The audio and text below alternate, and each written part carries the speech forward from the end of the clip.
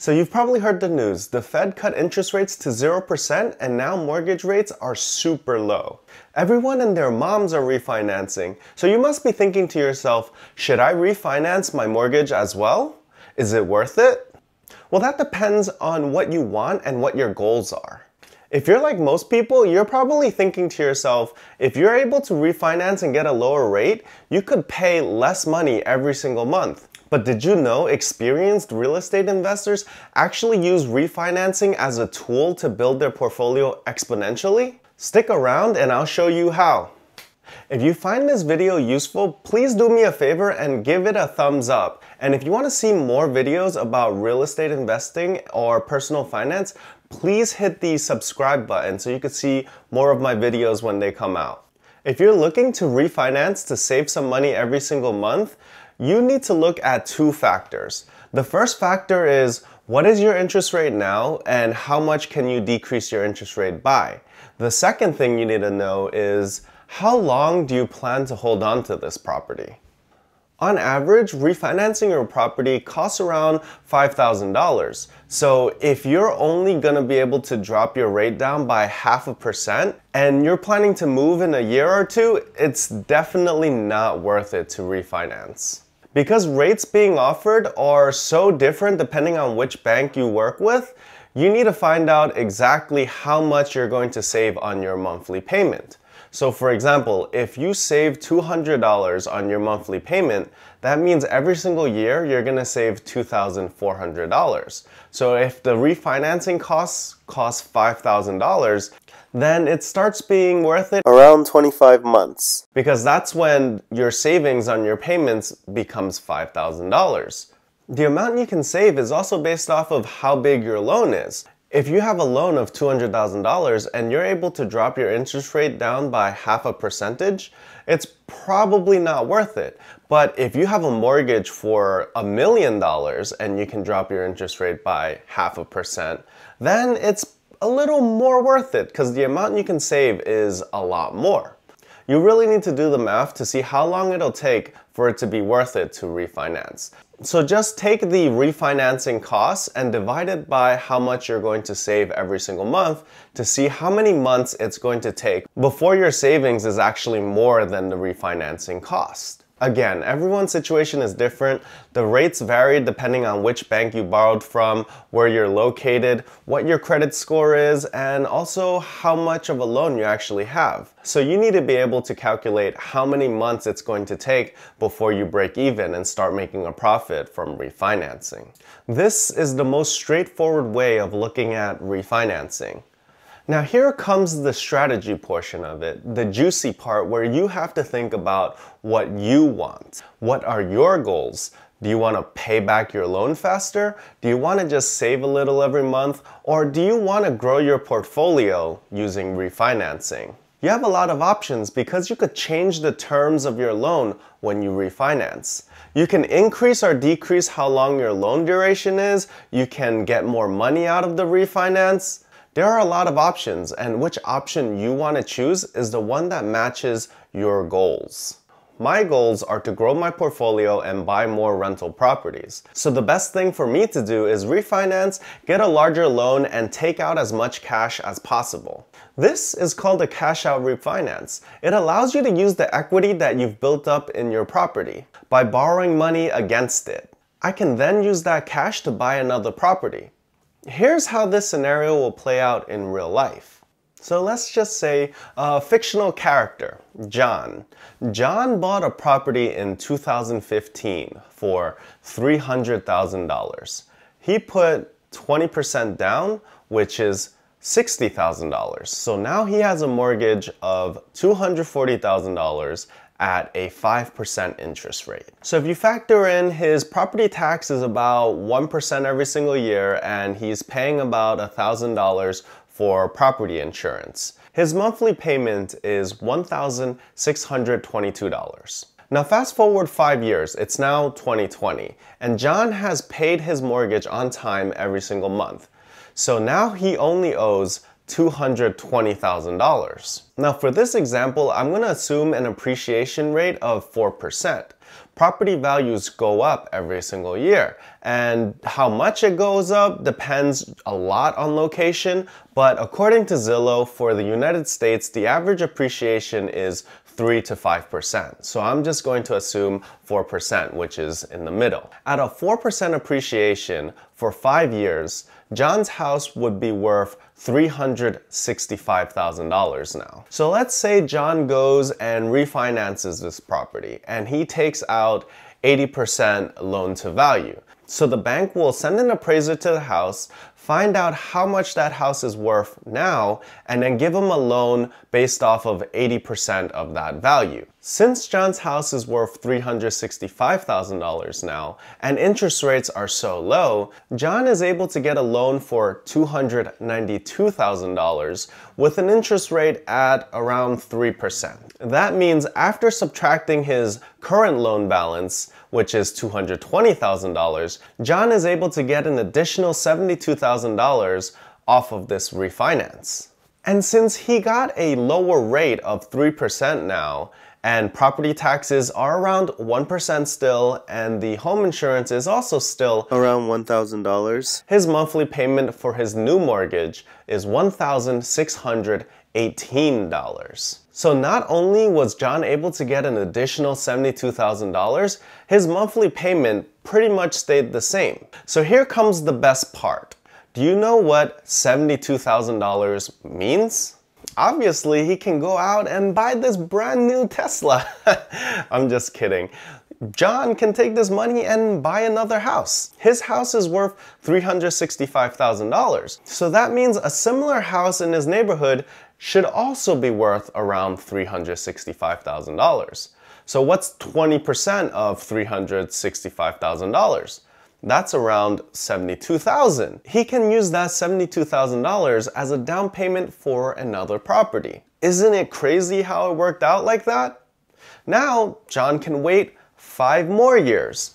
After 5 years, now he has 2 properties that have appreciated that he's paid down the mortgage on. He can refinance both of these properties and then buy 2 more properties. So John started out with 1 property. Then after 5 years, he bought 1 more property. Another 5 years has passed, he can buy 2 more properties. Guess what he can do in another 5 years? He can refinance all 4 of his properties and then buy 4 more properties. Do you see how powerful this can be in the long run? As you build a larger portfolio, your wealth grows exponentially. The first property is always the hardest to get, but once you get one, it's like a snowball rolling down a mountain. It just grows larger and larger and larger. If you have 1 house, you're building equity in that 1 house. If you have 2 houses, both houses are building equity. If you have 4 houses, all 4 are building equity. So by doing this and buying more houses, you're building equity on every single house that you purchase. If you have 100 houses, all 100 houses are building equity as time goes on. That's the power of real estate investing. Now you might be thinking to yourself, wow, 5 years is a long time to wait. Is there any way I can do this faster? Yes, of course there is. And that strategy is called the Berm Method. BRRRR stands for buy, rehab, rent, refinance, and repeat.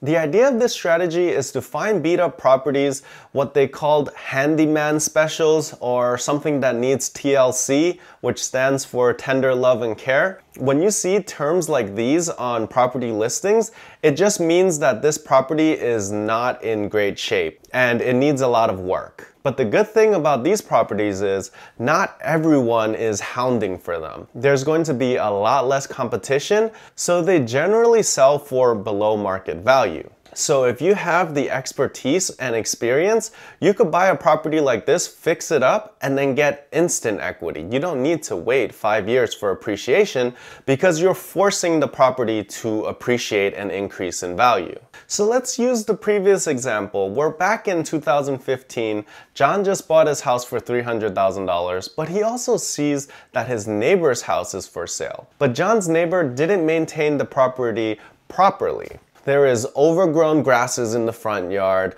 there's a broken window, holes in the wall, there's dirty carpets, and there's a weird smell as soon as you walk into the property. But the thing is, John's neighbor's house is pretty much identical to John's house because they were built by the same developer. The same materials were used, there's the same layout, and the size and everything is the same, except for the condition. Because the condition is so bad, everyone who's walked into the house to take a look at it just turned around and walked straight out. John's neighbor is frustrated and he just wants to get rid of the property. He can't sell it anywhere near $300,000 because it just needs so much work. And most people are afraid of doing work. But not John. John is an experienced real estate investor now. And he's worked with contractors before and he's familiar with the renovation process. So he's able to walk up to his neighbor and work out a deal.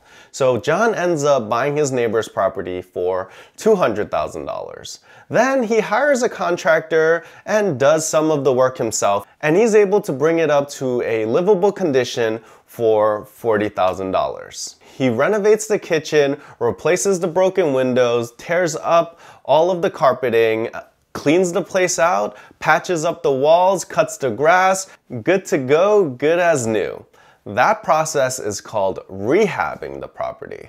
Now the next step is renting it out. So after all this work is done, the place is beautiful, he has an open house, and within a couple days he gets a tenant.